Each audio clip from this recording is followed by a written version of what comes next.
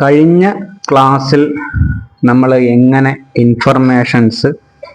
വിവരങ്ങൾ എങ്ങനെ നമുക്ക് ശേഖരിക്കാം, കളക്ട് ചെയ്യാം എന്നതിനെ പറ്റിയാണ് കഴിഞ്ഞ ക്ലാസ്സിൽ നമ്മൾ പറഞ്ഞത്. ഒരു ടിപ്പ് സഹിതം അല്ലെങ്കിൽ ഒരു ഉദാഹരണം സഹിതം നമ്മൾ വ്യക്തമാക്കിയത്.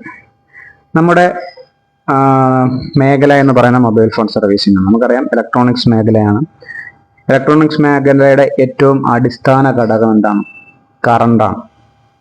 അപ്പോൾ നമുക്ക് ഇനി കറണ്ടിനെ പറ്റിയുള്ള കുറച്ച് ബേസിക് ഇൻഫർമേഷൻസ് മനസ്സിലാക്കുക എന്നതാണ്. ഓക്കെ, നമുക്ക് നമ്മുടെ മുമ്പിലുള്ള കാര്യത്തിൽ നിന്ന് തുടങ്ങാം. മൊബൈൽ ഫോണിന്റെ ഏറ്റവും അടിസ്ഥാനപരമായ ഘടകം അല്ലെങ്കിൽ മൊബൈൽ ഫോണുമായി ബന്ധപ്പെട്ട് അല്ലെങ്കിൽ ഇലക്ട്രോണിക്സ് ഡിവൈസുമായിട്ട് ബന്ധപ്പെട്ട് കറണ്ട് എന്തെന്ന് അറിയാതെ നമുക്ക് മുമ്പോട്ട് പോകാൻ കഴിയില്ല. ഓക്കെ, എന്താണ് കറണ്ട്? കറണ്ട് എന്ന് പറഞ്ഞാൽ സിമ്പിളായി പറയുകയാണെങ്കിൽ ഇലക്ട്രോൺസ് മൂവ് ചെയ്യുന്നതിനെയാണ് നമ്മൾ കറണ്ട് എന്ന് പറയുന്നത്. അപ്പോൾ അടുത്ത ചോദ്യം വരാം, ഇലക്ട്രോൺസ് മൂവ് ചെയ്യുകയോ? ഇലക്ട്രോൺസ് എന്ന് പറഞ്ഞാൽ എന്താണ്? ഓക്കെ, അതിനുള്ള ഉത്തരമാണ് ആറ്റംസ്. പദാർത്ഥങ്ങൾ, അതിൻ്റെ ഏറ്റവും ചെറിയ കണികയാണ് ആറ്റം. ആറ്റത്തിന്റെ ഒരു ഘടനയാണ് നിങ്ങൾക്ക് ഇവിടെ കാണാൻ കഴിയുന്നത്. പദാർത്ഥങ്ങളുടെ ഏറ്റവും ചെറിയ കണികയാണ് ആറ്റം. ഈ ആറ്റത്തിനകത്ത് നെഗറ്റീവ് ചാർജുള്ള ഒരു കണമുണ്ട്, അതിൻ്റെ പേരാണ് ഇലക്ട്രോൺസ്. ഈ ഇലക്ട്രോണിനെ നമ്മൾ ആറ്റത്തിൽ നിന്ന് വേർപെടുത്തി ചലിപ്പിക്കും. അപ്പോഴാണ് കറണ്ട് ഉണ്ടാകുന്നത്. ആറ്റത്തിൽ നിന്ന് എന്തുകൊണ്ട് ഇലക്ട്രോണിനെ വേർപെടുത്തി ചലിപ്പിക്കേണ്ടി വരുന്നു എന്ന് നമുക്ക് ചിന്തിക്കാം. കാരണം ഇലക്ട്രോൺസ് വേർപെടാത്തതിന്റെ കാരണമുണ്ട്. ഇലക്ട്രോൺസ് വേർപെടാതെ ഇലക്ട്രോൺ ആറ്റവുമായി തന്നെ ചേർന്ന് നിൽക്കുകയാണ്. കാരണം ആറ്റത്തില് ന്യൂക്ലിയസ് എന്ന് പറഞ്ഞ ആറ്റത്തിന്റെ കേന്ദ്രത്തെ പറയുന്ന പേരാണ് ന്യൂക്ലിയസ്. ന്യൂക്ലിയസിനകത്താണ് പ്രോട്ടോണും ന്യൂട്രോണും വരുന്നത്. ഈ ന്യൂക്ലിയസുമായി ഇലക്ട്രോൺസിന് ഒരു ആകർഷണമുണ്ട്. അതുകൊണ്ടാണ് ഇലക്ട്രോൺസിനെ നമുക്ക് ആറ്റത്തിൽ നിന്ന് വേർപെടുത്തുവാൻ വോൾട്ടേജ് എന്ന് പറയുന്ന ഒരു ഫോഴ്സ് അഥവാ ഇലക്ട്രോമോട്ടീവ് ഫോഴ്സ്. വോൾട്ടേജ് എന്ന് പറഞ്ഞാൽ ഇലക്ട്രോമോട്ടീവ് ഫോഴ്സ് ആണ്. വോൾട്ടേജ് എന്ന ഒരു ഫോഴ്സ് കൊടുക്കേണ്ടി വരുന്നത്. വോൾട്ടേജ് കൊടുക്കുമ്പോഴാണ് ഇലക്ട്രോൺസ് എന്ത് ചെയ്യുന്നത്? ആറ്റത്തിൽ നിന്ന് വേർപെട്ട് ചലിക്കുന്നത്. അങ്ങനെ ഒരു ആറ്റത്തിൽ നിന്ന് മറ്റൊരു ആറ്റത്തിലേക്ക് ഇലക്ട്രോൺസ് ചാടി സഞ്ചരിക്കുന്നതിന്റെ ഫലമായിട്ടുണ്ടാകുന്നതാണ് കറണ്ട്. അപ്പൊ എന്താണ് കറണ്ട് എന്ന ചോദ്യത്തിന് ഉത്തരം ഇലക്ട്രോൺസ് മൂവ് ആകുന്നതാണ് കറണ്ട്. എന്താണ് ഇലക്ട്രോൺ എന്ന ചോദ്യത്തിന്റെ ഉത്തരം ആറ്റംസിലെ നെഗറ്റീവ് ചാർജുള്ള കണമാണ് ഇലക്ട്രോൺസ്. ഈ ഇലക്ട്രോൺസ് മൂവ് ചെയ്യണമെങ്കിൽ ഒരു ഫോഴ്സ് ആവശ്യമാണ്. ആ ഇലക്ട്രോൺസ് മൂവ് ചെയ്യാൻ നമ്മൾ കൊടുക്കുന്ന ഫോഴ്സിന്റെ, ഇലക്ട്രോമോട്ടീവ് ഫോഴ്സിന്റെ പേരാണ് വോൾട്ടേജ്. വോൾട്ടേജ് എങ്ങനെ ഉണ്ടാക്കുന്നു എന്നത് വേറൊരു ഭാഗമായി പഠിക്കേണ്ടതാണ്. അത് മാഗ്നറ്റിസമായി ബന്ധപ്പെട്ട് ഒരുപാട് കാര്യങ്ങൾ പറയേണ്ടത്.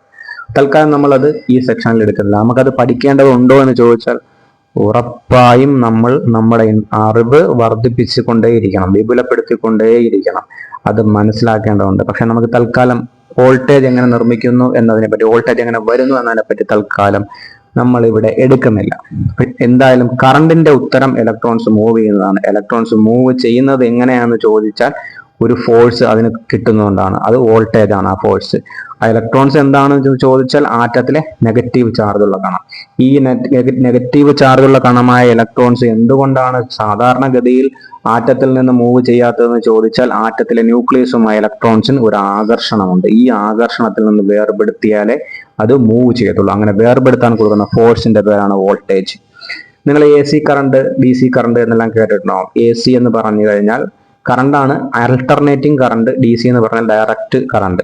അതായത് DC എന്ന് പറഞ്ഞു കഴിഞ്ഞാൽ ഒരൊറ്റ ദിശയിലേക്ക് മാത്രം സഞ്ചരിക്കുന്നതാണ് DC, ഡയറക്റ്റ് കറണ്ട്. ഇങ്ങനെ ഒരൊറ്റ ഡയറക്ഷനിൽ മാത്രമേ സഞ്ചരിക്കത്തുള്ളൂ. AC എന്ന് പറഞ്ഞു കഴിഞ്ഞാൽ സമയത്തിനനുസരിച്ച് അതിന്റെ ദിശ മാറും. ഈ ഒരു ദിശയിൽ ഇത് സഞ്ചരിച്ചാൽ ആ ഒരു സർക്കിൾ പൂർത്തിയാകുമ്പോൾ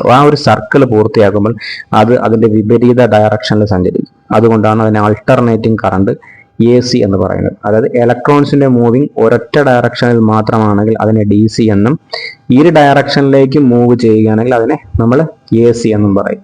അപ്പൊ നമ്മളിവിടെ പറഞ്ഞ വേറൊരു കാര്യമുണ്ട്. എന്ത്? ആറ്റത്തിന് ന്യൂക്ലിയസ് ഉണ്ട്. ന്യൂക്ലിയസും ഇലക്ട്രോൺസും തമ്മിൽ വല്ലാത്തൊരു ആകർഷണമുണ്ട്. ഈ ആകർഷണം ആകർഷണത്തിൽ നിന്ന് അതിനെ നമ്മൾ ഒരു ഫോഴ്സ് കൊടുത്ത് വെളിയിൽ കൊണ്ടുവരുമ്പോഴാണ് ഇലക്ട്രോൺസ് മൂവ് ചെയ്യുന്നത്. അങ്ങനെയാണ് കറണ്ട് ഉണ്ടാകുന്നതെന്ന് പറഞ്ഞു. ഈ ആകർഷണത്തിന്റെ അടിസ്ഥാനത്തിൽ നമുക്ക് പദാർത്ഥങ്ങളെ മൂന്നായിട്ട് തിരിക്കാൻ കഴിയും: conductor, insulator, semi conductor. Conductor എന്ന് പറഞ്ഞാൽ ഗോൾഡ്, സിൽവർ, അയൺ, കോപ്പർ എല്ലാം കണ്ടക്ടറിൽ പെടുന്നതാണ്. എന്താണ് ഈ ഗോൾഡ്, സിൽവർ, അയൺ, കോപ്പറിന്റെ പ്രത്യേകത എന്ന് പറഞ്ഞാൽ അതിന് ആകർഷണം കുറവാണ്. എന്തിന്? ഇലക്ട്രോൺസിന് ന്യൂക്ലിയസുമായിട്ടുള്ള ആകർഷണം കുറവാണ്. ആറ്റത്തിലെ ഇലക്ട്രോണിന് ആകർഷണം കുറവാണ്. അതുകൊണ്ട് നമുക്ക് പെട്ടെന്ന് ഇലക്ട്രോണിനെ മൂവ് ചെയ്യിക്കാൻ കഴിയും വോൾട്ടേജ് കൊടുത്ത്. ഓക്കെ, അതായത് കറണ്ടിനെ പൂർണ്ണമായും കടത്തിവിടാൻ സാധിക്കുന്ന പദാർത്ഥത്തിന്റെ പേരാണ് കണ്ടക്ടർ. ഉദാഹരണമാണ് gold, silver, iron, copper. Insulator plastic, റബ്ബറുമായി എക്സാമ്പിൾ. ഇൻസുലേറ്ററിന്റെ പ്രത്യേകത എന്തെന്ന് വെച്ച് കഴിഞ്ഞാൽ കറണ്ടിനെ കടത്തിവിടില്ല. അതായത് ഇലക്ട്രോൺസിനെ മൂവ് ചെയ്യിക്കില്ല. ഇലക്ട്രോൺസ് മൂവ് ചെയ്യാത്തതിന്റെ കാരണം വളരെ വലിയ ആകർഷണമാണ് ന്യൂക്ലിയസുമായിട്ട് ഇലക്ട്രോൺസിനുള്ളത് ഇൻസുലേറ്ററുകളിൽ. മനസ്സിലായില്ലേ? അതുകൊണ്ടാണ് അതിനെ ഇൻസുലേറ്റർ എന്ന് വിളിക്കുന്നത്. ഇൻസുലേറ്ററിന്റെ ആറ്റത്തിൽ ഉള്ള ഇലക്ട്രോണുകൾക്ക് ന്യൂക്ലിയസുമായിട്ട് വളരെ വലിയ ആകർഷണമായതുകൊണ്ട് ഇലക്ട്രോൺസിനെ മൂവ് ചെയ്യിപ്പിക്കാൻ സാധിക്കില്ല. സെമി കണ്ടക്ടർ എന്ന് പറഞ്ഞാൽ അതിന് ഉദാഹരണമാണ് കാർബൺ, സിലിക്കൺ, ജെർമേനിയം. അതായത് കറണ്ടിനെ ഭാഗികമായി കടത്തിവിടും.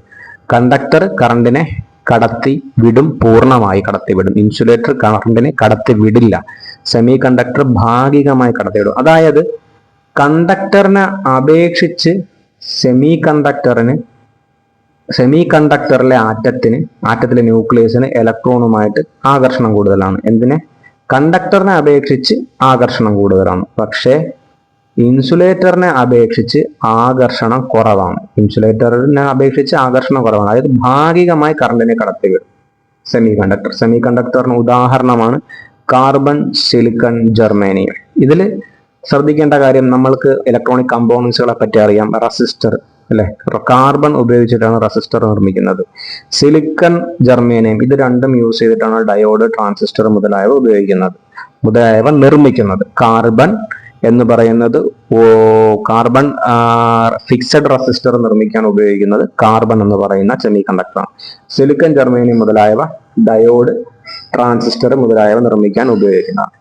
അപ്പൊ ഈ ഒരു ക്ലാസിന്റെ ഒരു കൺക്ലൂഷൻ എന്ന് പറഞ്ഞാൽ എന്താണ് കറണ്ട് എന്ന് നമ്മൾ മനസ്സിലാക്കി. കറണ്ട് എന്നാൽ ഇലക്ട്രോൺസ് ഫ്ലോ ചെയ്യുന്നതിനെയാണ് കറണ്ട് എന്ന് പറയുന്നത്.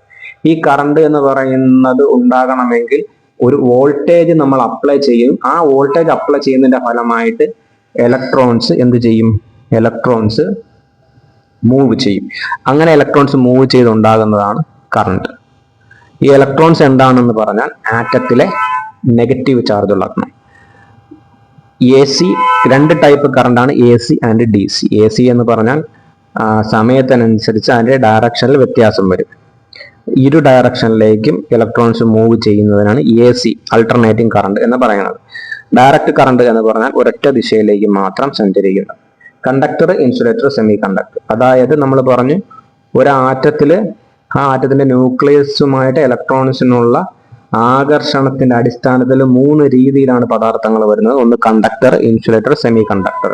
കണ്ടക്ടർ എന്ന് പറഞ്ഞു കഴിഞ്ഞാൽ അതിൽ ആകർഷണം കുറവായത് കൊണ്ട് തന്നെ കറണ്ടിനെ പൂർണ്ണമായി കടത്തിവിടാൻ സാധിക്കും. അതായത് ഇലക്ട്രോൺസിനെ പെട്ടെന്ന് മൂവ് ചെയ്യിക്കാൻ സാധിക്കുന്ന പദാർത്ഥമാണ് കണ്ടക്ടർ.